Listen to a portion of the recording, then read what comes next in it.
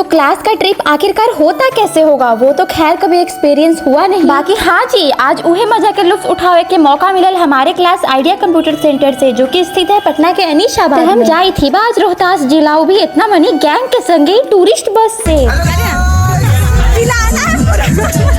तो नमस्ते जी, हम सीमा और हम आज आपको रोहतास सासाराम की प्यारी प्यारी जगहों पर लेकर चलते हैं। सवेरे 4 बजे के प्लान सीधे 6 बजे संपन्न होने के बाद जैसे तैसे बस वो आगे बढ़ी था लाई, उसे दिलवा एक्साइटमेंट से भरी था। काहे कि महाराज हम पहली बार वहाँ जा रहे थे। वैसे तो पटना से रोहतास की दूरी है 215 किलोमीटर, बाकी इन 7 घंटों की ट्रिप बहुत आनंद लेते गुजर रहा था। और अरवल औरंगाबाद हमको फिर से जाने का मौका जो मिल रहा था। फिर काजी इतना देरी तक बस में केकरा से बैठल जाते होता, यह सोच के अरवल पास हमारी सवारी रुकती है नाश्ते के लिए। अरे काजी औरंगाबाद में बाढ़ से रोड जाम होने के कारण पुलिया से जैसे तैसे बस के चढ़ावल जा तो जाके बेहतरीन हाईवे मिला। दाऊद नगर औरंगाबाद भी हमें उतनी ही प्यारी लगी जितनी की नदियों में बाढ़।